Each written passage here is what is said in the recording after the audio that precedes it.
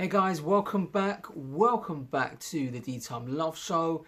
Today I'm finally doing a Q&A, a long awaited Q&A. I always promise to answer as many questions that you guys send to me by email, but this is one that is a very popular question and I don't know why everyone's been begging to get my opinion on: is buying vintage Rolex worth your money? Is it worth you purchasing a Rolex, a vintage piece, just to say you have a Rolex in your collection? Now, I can only call upon my personal experience because I have one vintage Rolex in my collection, but I have bought several Rolex Datejust over the years as I found it a good way of getting into Rolex, the brand itself, without breaking the bank. Now, the Rolex piece that I'm going to discuss today and talk about the experience that I did and how I went about purchasing this watch, excuse my language, is this Rolex Datejust 16014.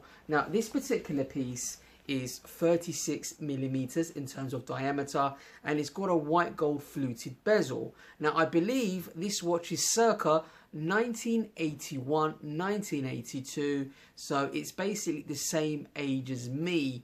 Now, the biggest question you've got to ask yourself: do you want to buy a watch that is over 30 years, and are you going to be comfortable spending £3,000 to £4,000 on the watch that is over 30 years? Now, what I would say to you, do I believe, I won't give you a politician's answer. I believe if you do your homework and research before you buy, vintage Rolex is a great opportunity for you to get a desirable timepiece in your collection, and they make great starting points in terms of buying your first luxury timepiece if you want to build a collection or you just want a one watch collection. I believe the Rolex Datejust, if you want a timepiece that's going to be your special occasion watch or even your everyday watch, vintage Rolex is a very good viable option for yourself. However, there are both pros and cons I want to discuss with you, but before I do that, I want to discuss my rationale, my reasons for purchasing this Rolex Datejust 16014. Now, I've collected Rolex watches for the past 5-6 years. Some of the first Rolex Datejusts that I purchased were the 1601s. Although they were very good watches and I enjoyed them, they were my first experience of Rolex products. I just didn't like how much stretch they had in the bracelets, and in order for me to, I don't know any watchmakers that actually fix the actual Jubilee bracelets. And then I found this example from a used specialist boutique in the North London area known as Stanley James Jewelers, and I built up a very good relationship with them there. And he had a great example, and this was the particular piece that I was looking for because, one, it's got the quick set date feature, it's got the DN links, and most importantly, the Jubilee bracelet was in reasonable condition, and I wanted a watch to be within my birth year. Now, he was very honest. I asked very good questions, and the questions you need to ask when buying the watch is: has the dial been redone? What's the actual movement like? Is the watch in working order? And have a look at the genuine condition of the watch. How much work has been done? Because I can guarantee you guys, a watch that's over 30 years old or any vintage piece will have wear and tear. And if it's in perfect condition, the likelihood is their watchmaker or someone's got their hands on it and given it a good old polish. Now, my guy showed me photographs of the watch that he received it in original condition. And yes, there were scuffs on the Jubilee bracelet and on the case, but there weren't any major deep scuffs in the actual case. And he said to me this was the first time this watch was actually polished. So he said it had a slight polish on the case, and it's had a good deep clean and a light polish on the actual Jubilee bracelet, and the overall condition of the watch was good, and the dial was in its original condition, and he clarified that the actual movement had been serviced previously by Rolex. I think it was about 4 years ago, and his watchmaker checked it and everything was running properly.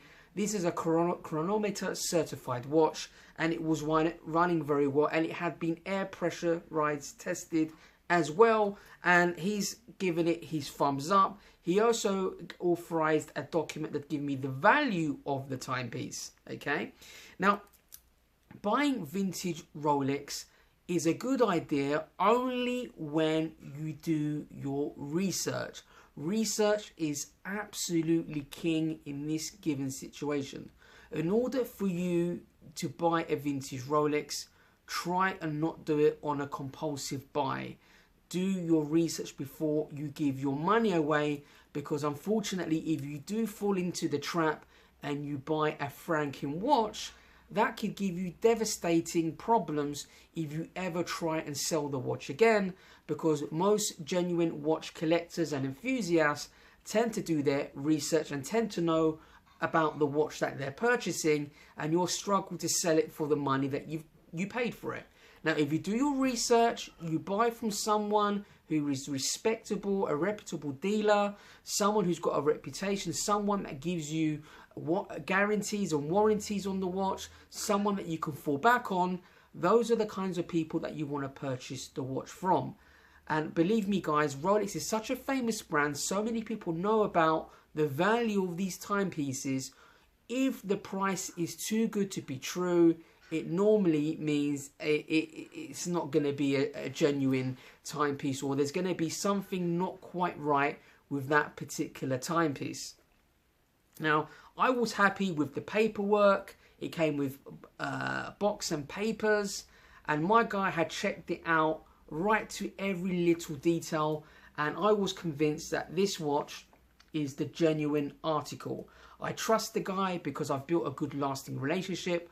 I've bought many watches from him before. He's my go-to guy. If I, for example, buy a watch from eBay, even though I've done my research and I just want that extra reassurance, I will show him the watch and he will reconfirm to me whether that watch is a genuine piece, whether it's had major polishing done and so on. You've got to look at everything from the lugs to the case, and most importantly, the movement, okay? And I'll do another video on how to spot fake Rolexes. I think it's going to be absolutely key.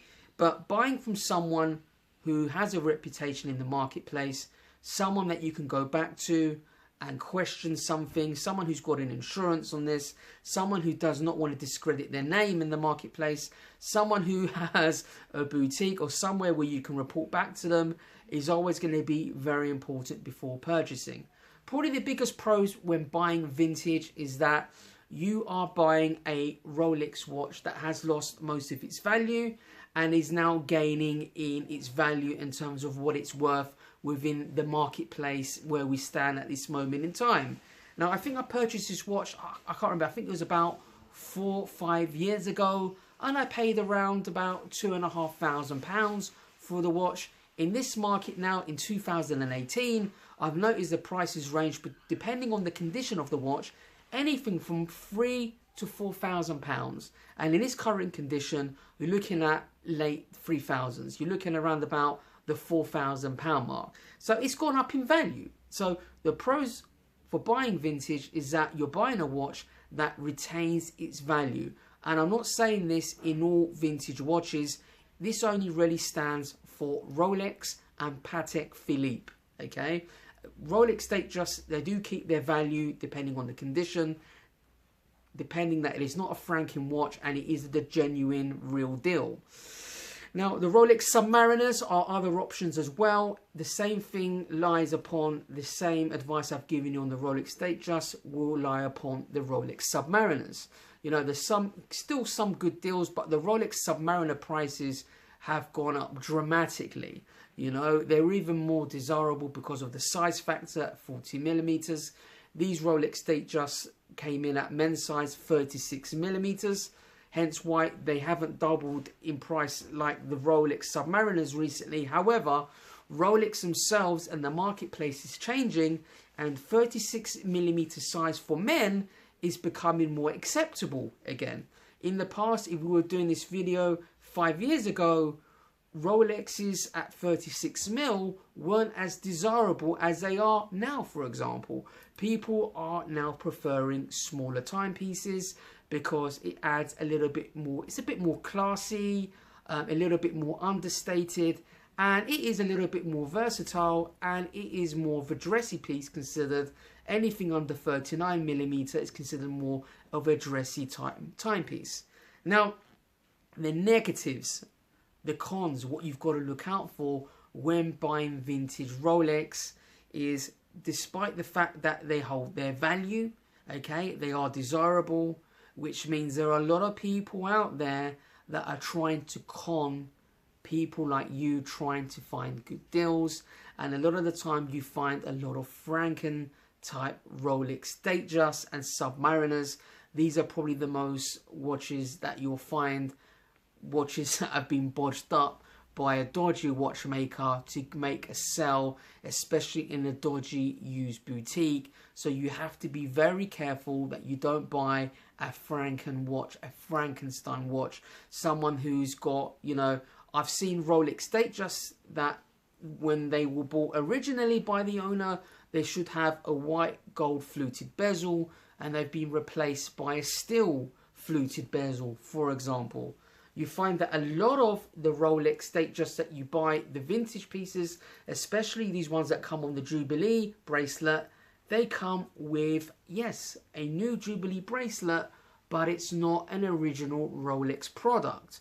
So you have to keep an eye out on that. Now, sometimes seeing a bit of stretch on the bracelet and having the watch in not perfect condition and looking at the dial with a bit of patina, and you can see this watch has got a lot of patina where the lume would have been, is non-existent anymore, is a very good sign that this watch is a genuine article. You know, it's aged accordingly, okay? If you've got a watch that's over 35 years, you shine a light on it, the lume bright, it pops up and it's bright as hell, you know, and, you know, the dial looks absolutely minty condition, there's no patina, it hasn't aged at all, then it should have ring alarm bells for you. If you're looking for a watch to be in perfect condition, vintage Rolex is not for you. Vintage timepieces are not for you, because a lot of the time, you know, if you want a perfect vintage timepiece and the dial has been redone totally and it is not down to the manufacturer's spec, for example,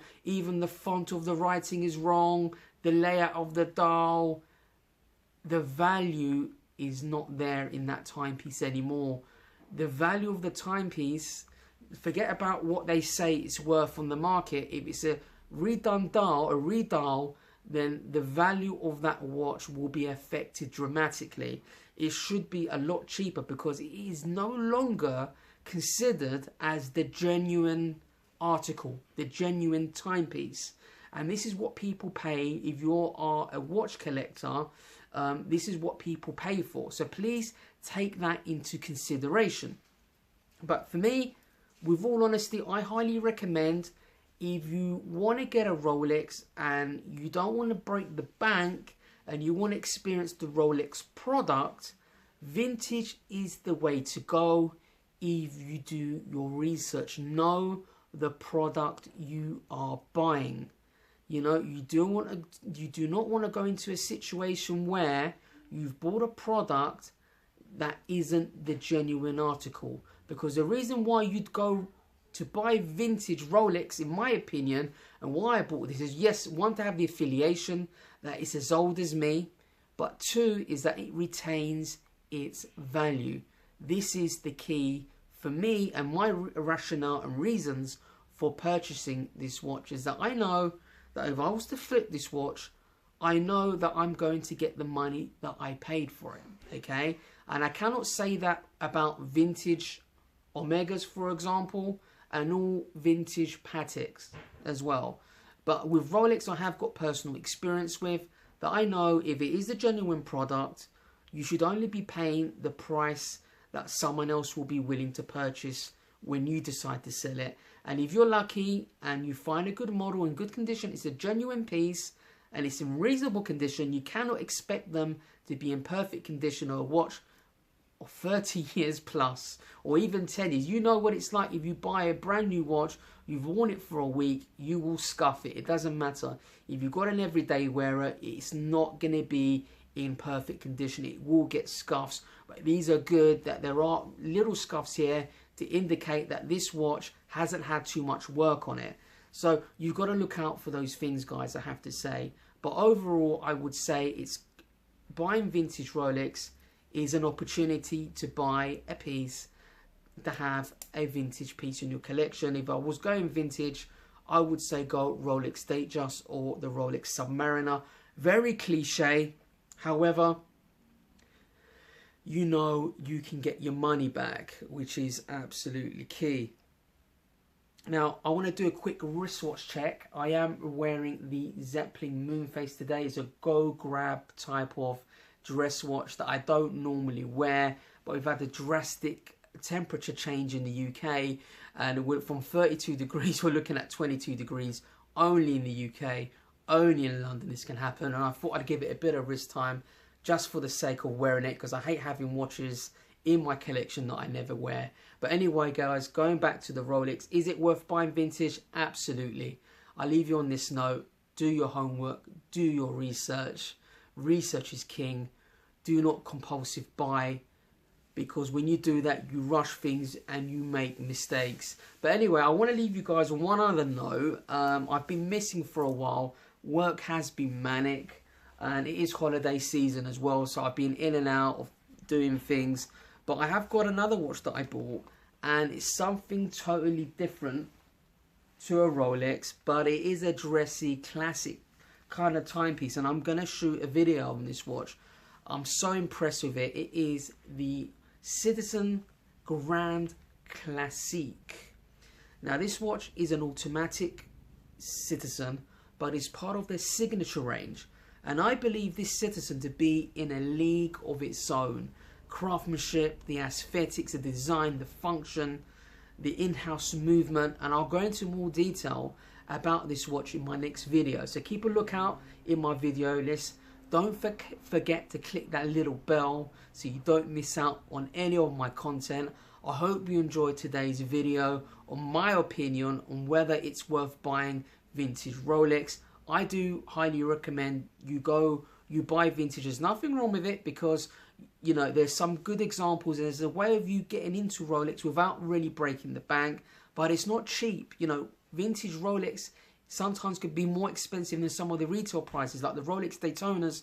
The prices are unbelievable. They're more expensive than the new ceramic versions. So you've got to be careful what you're doing. The key to it is do not make any mistakes, and the only way you can do that is by doing your research. Think about what you're doing. Buy from reputable, respected dealers. Use boutiques. Do not take any chances. That is the key, guys, because if you've got no one to call back on, no one to get your money back from, then you're going to be in trouble, okay? And you've only got yourself to blame for that. But anyway, guys, thanks for watching, and I'll see you in the next video.